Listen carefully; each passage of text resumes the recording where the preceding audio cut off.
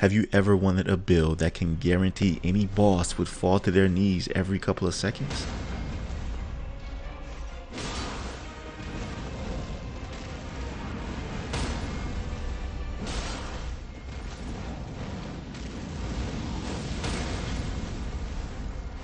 This is not an exploit.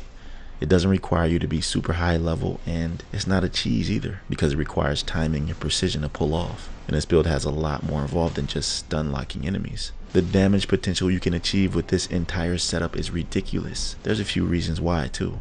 I've been researching how damage scales with certain combat items, in particular Ashes of War, because this one is the main reason why I'm able to stun lock these bosses. I haven't encountered one boss yet that has not fall victim to this. The reason it hits so hard is by way of the damage scaling. You need to synergize particular attributes with certain Ashes of War to reach this outcome or similar. And before we get into this, I'd appreciate your support with a like on the video and subscribing to my channel. Now let's get into it. So to start out, you'll need this specific Ashes of War called Flames of Redmanes. I only have one other fire-based Ashes of War, so I can't really judge them all. But I can attest to this because I've been using Flames of Redmanes from the beginning of my playthrough, and it's not failed me yet. It has range and width. It activates relatively quick and it hits like a truck. I mean, every couple of hits with this on a boss, depending on their HP.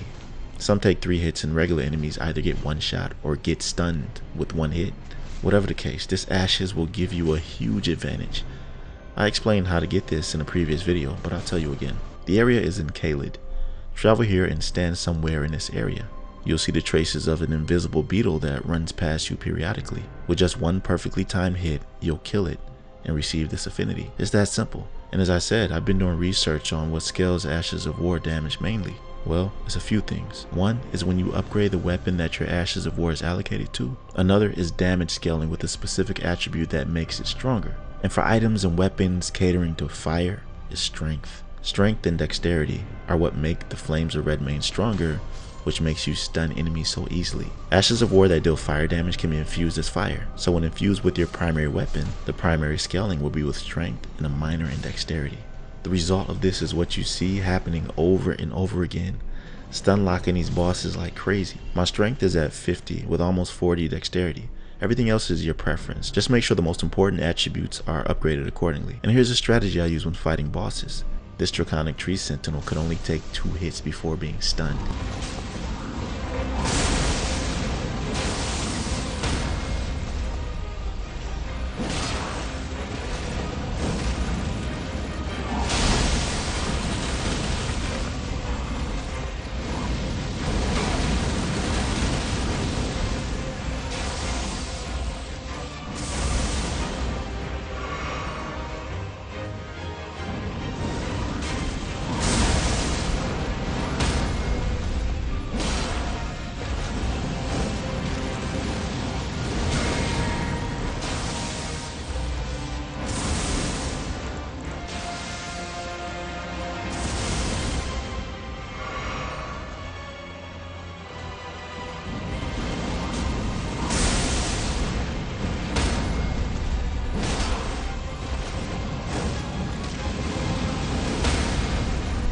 And every boss is usually stunned for the same amount of time. So you have only a few seconds, which is enough time to hit them once or perform the execute animation. Be careful though, because as I said, this requires timing and precision. So if you do it at the wrong time, it can throw your entire strategy off. But doing this will make your playthrough a lot easier and more enjoyable. Not only is the Ashes of War really strong, but the weapon as well. Because you are, however, upgrading the actual weapon. So the weapon itself hits so hard. Which is why I call this build Bruiser.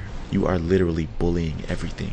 It doesn't matter who or what the enemy is. Now I have some great talismans that will help you a lot when using a colossal sword playstyle. I also use great swords depending on the situation because they're a bit faster than colossal swords. But the talismans to use are ones that help stamina. Mainly the hammer talisman, which enhances stamina reducing attacks against blockers. So those annoying Gothic knights wielding those great shields won't be able to defend against you as effectively.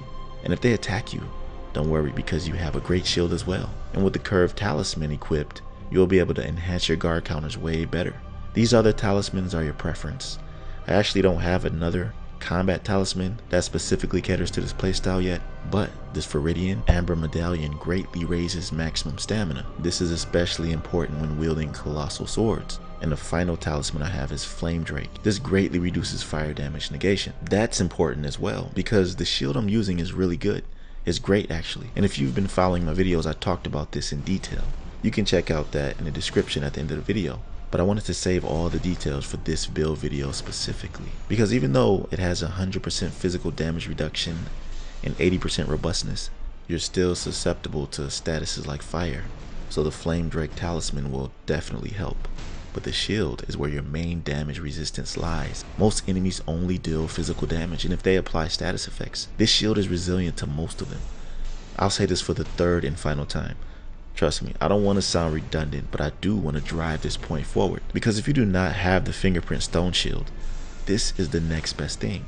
I've researched all of the great shields so far, and not one of them have a passive ability except this, and others which are defined as something else like the Spiked Palisade Shield, which causes blood loss. And I hear the Icon Great Shield grants a little HP, but that's it. Or the Ant Skull Plate that causes poison buildup. None of the other shields that do not have a status attached to it has a passive. Only the Eclipse. Its passive raises your immunity, robustness, and focus by 50. So immunity provides resistance to poison and rot, while focus resists sleep and bouts of madness. So overall, when equipping the Eclipse Crest, you'll be resisting 6 status effects in total. It's the perfect defensive mechanism. You will need an endurance high enough to maintain all of the gear you have on because it's a heavy load. Here are the rest of the stats so you can see overall how to build this. I haven't respec since my last build, but this setup is good for multiple playstyles. My vigor is mostly always high for builds, so that's at 50. You don't need much mind unless you don't want to worry about using Cerulean Tears much. Endurance is at 40 for the heavy load and the plus 30 robustness you get for being at that cap.